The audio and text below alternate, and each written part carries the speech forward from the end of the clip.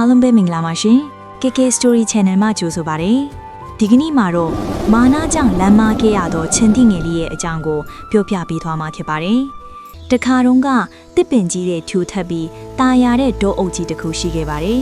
အဲ့ဒီဒေါအုပ်ကိုအုပ်ချုပ်တဲ့ဘုရင်ကတော့တီကြီးခံညာပြီးတရားမျှကြတဲ့အဖေချင်းတိကြီးမဟာပါပဲသူဟာတောထဲကတရိษံအားလုံးရဲ့လေးစားမှုကိုရရှိထားသူပါသူရဲ့ဇနီးအမေချင်းတိမဒေဝီကတော့အင်မတန်ဉာဏ်ပညာကြီးမှပြီးတားထစ်သူကိုလောကရဲ့အမားအမှန်ဒီကိုအမြဲတွင်တင်ပေးလိရှိပါတယ်သူတို့မှာဇေယာတို့ခေါ်တဲ့တားတစ်ယောက်ရှိပါတယ်ဇေယာဟာငေစဉ်ကလေးကအရန်ကိုချစ်ဖို့ကောင်းပြီးမိဘစကားကိုနားထောင်ခဲ့သူပါ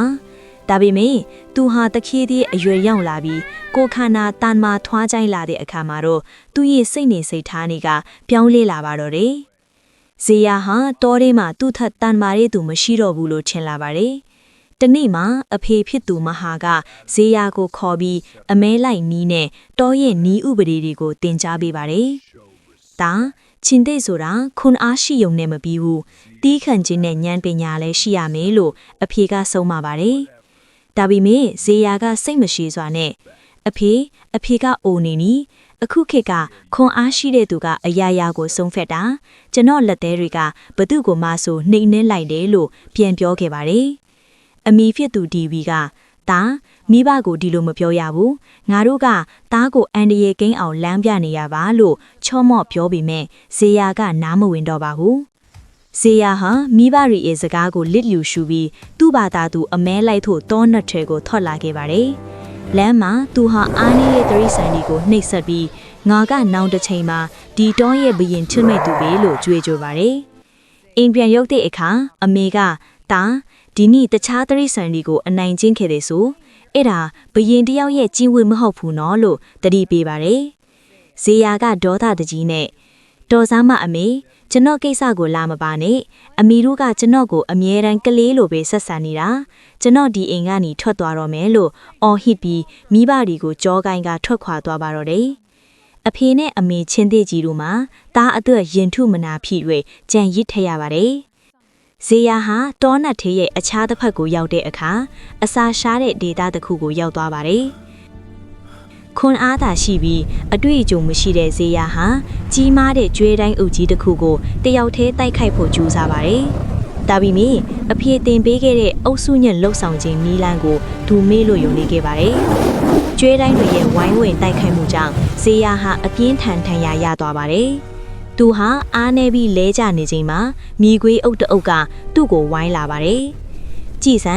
ဒါမဟာရဲ့သားဇေယာမဟုတ်လား။အခုတော့သူလေးအစာထစ်တော်မှာပဲလို့မြေခွေးတွေကလောင်ပြောင်ကြပါတယ်။ဇေယာဟာအဲ့ဒီအချိန်ကြာမှမိဘတွေရဲ့အဆုံးအမကဘလောက်အဖိုးတန်တွေလေဆိုတာကိုစတင်သတိရလာပါတော့တယ်။ဇေယာဟာတေဘဲနဲ့ရင်ဆိုင်နေချိန်မှာအဖေအမေကျွန်တော်မားခဲ့ပါတယ်။ကျွန်တော်ကိုကယ်ကြပါအောင်လို့တိုးတိုးလေးရည်ရွက်နေမိပါတယ်။အန်အောစရာကောင်းတာကသူ့အတန်ကိုတစုံတစ်ယောက်ကကြားနေခဲ့တာပါ။အဖေချင်းတိကြီးမဟာနဲ့အမေချင်းတိဘဒီဝီယိုကတားဖြစ်သူနောက်ကနေတိတ်တိတ်ဆိတ်ဆိတ်စောင့်ကြည့်နေခဲ့ကြတာပါမြေခွေးတွေဇေယာကိုရန်ဖြုခါနိုင်မဲ့အဖေချင်းတိကြီးရဲ့ဟိန်းထန်းကြီးထွက်ပေါ်လာပြီးရန်သူတွေကိုမောင်းထုတ်လိုက်ပါတယ်